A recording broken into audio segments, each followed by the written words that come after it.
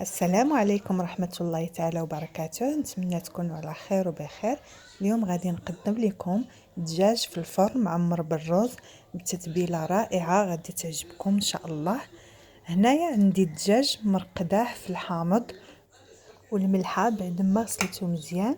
دابا غادي نعاود نغسلو مزيان ان شاء الله ونطلقاو.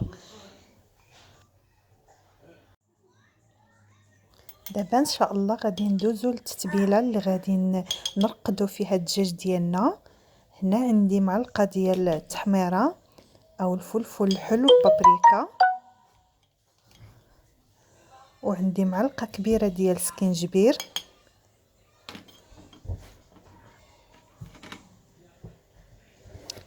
ومعلقه كبيره كذلك ديال الخرقوم البلدي،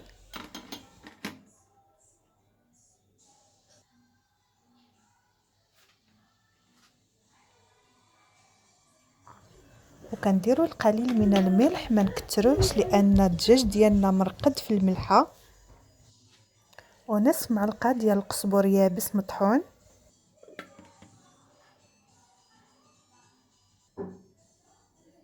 ومعلقه كبيره ديال العطريه ديال الدجاج، توابل ديال الدجاج،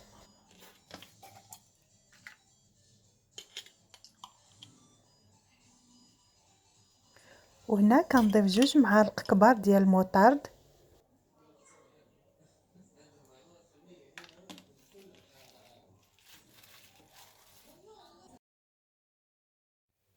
وكنضيف شويه ديال الهريسه الفلفل الحار على حسب الذوق،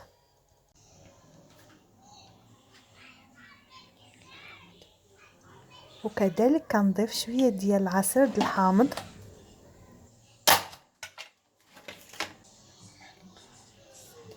ومعلقه كبيره ديال الزبده،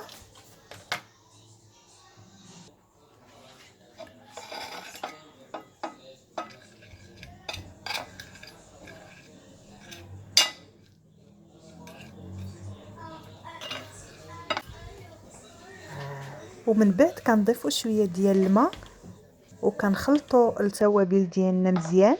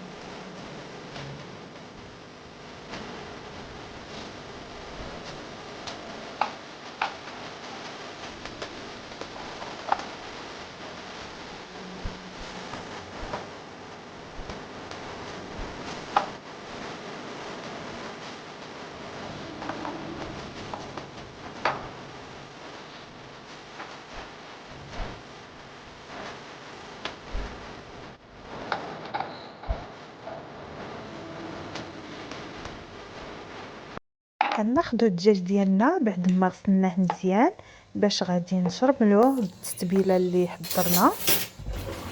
اول حاجه كنديروها كناخذوا الفرشيط وكنتقبوه مزيان باش كتدخل العطريه لداخل وكيجي بنين بزاف.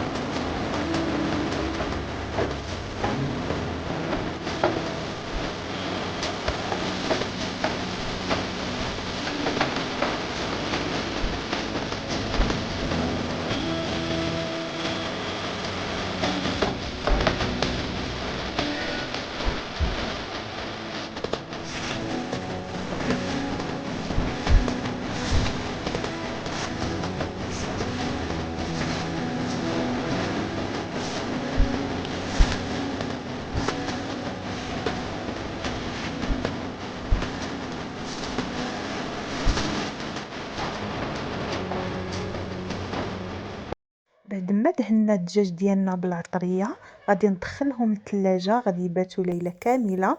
انا كنوجد الدجاج ديالي نهار قبل باش كيشرب العطريه وكيجي لذيذ بزاف، ما كنحضروش بالنهار بنهارو. وندوز ان شاء الله دابا نوريكم الطريقه باش كندير الحشوه. كناخذوا اناء وكناخذ الرز ما سلقته نص سلقه، حيت باقي غادي يطيب في الفران باش ما يتعجنش كما كتشوفوا.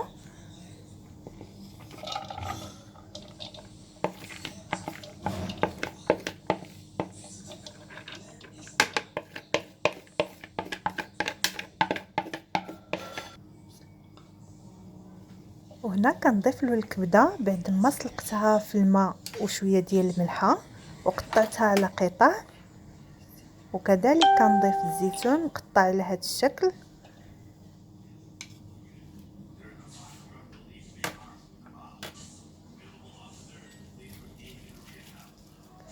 وكنضيف القليل من الفلفل الحار الهريسه، وكذلك كنضيف شويه ديال المعدنوس،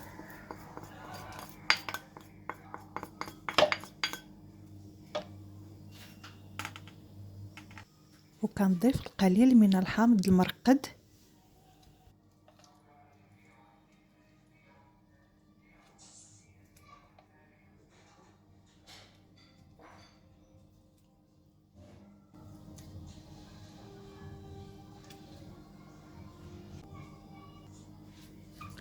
وهنا كنحك شويه ديال الثومه،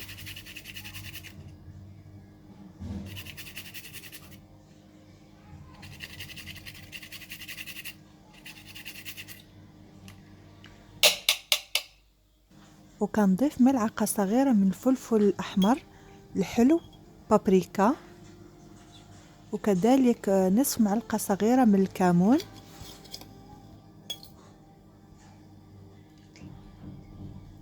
والقليل من الملح، ما نكتروش لان الرز مسلوق في شويه ديال الماء والملحه، وكذلك الكبده.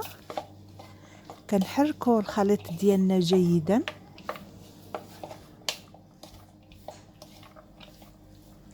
بعد ما وجدت لنا الحشوه ديالنا غادي نعمروها في الدجاج.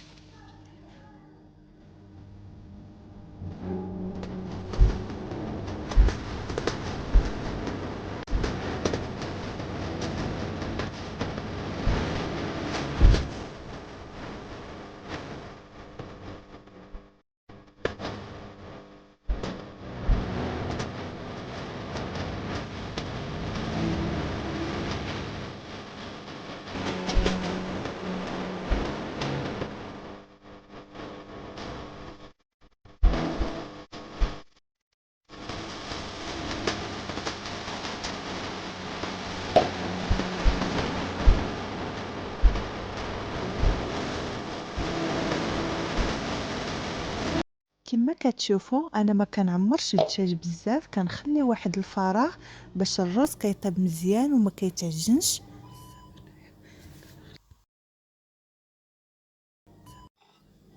من بعد كنجمع لها رجليها، وكنستعمل هاد العويدات باش ما كتخرج ليناش الحشوه على هاد الطريقه هادي.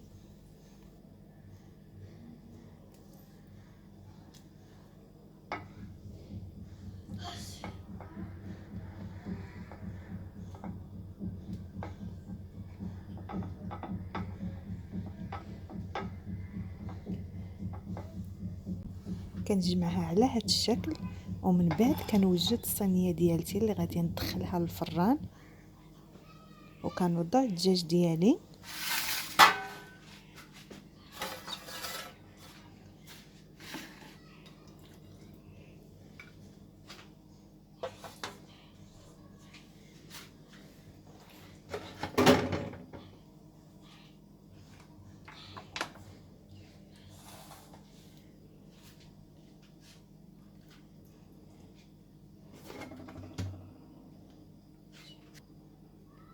وكنصب عليه داك لاصوص اللي بقات لينا.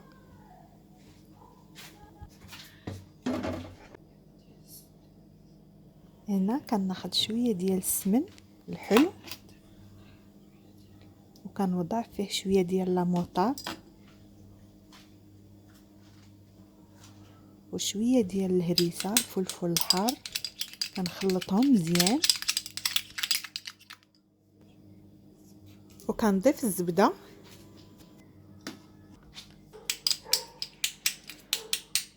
ومن بعد كندهن الدجاج ديالنا بداك الخليط اللي حضرت.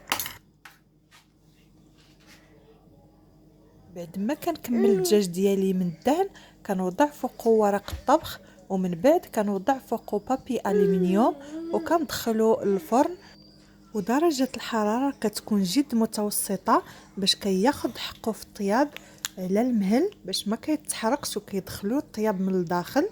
من بعد غادي نتلاقاو ان شاء الله في صحن التقديم.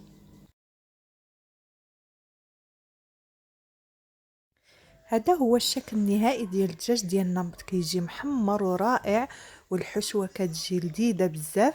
اما التزيين تيكون اختياري، انا هنايا درت تزيين بسيط بالكاشير والفرماج والزيتون، وانتم زينوه باش ما بغيتو. نتمنى يعجبكم الفيديو هذا النهار وما تبخلوش علينا باللايك وبالاشتراك، ونتلاقاو ان شاء الله فيديو اخر ووصفه اخرى.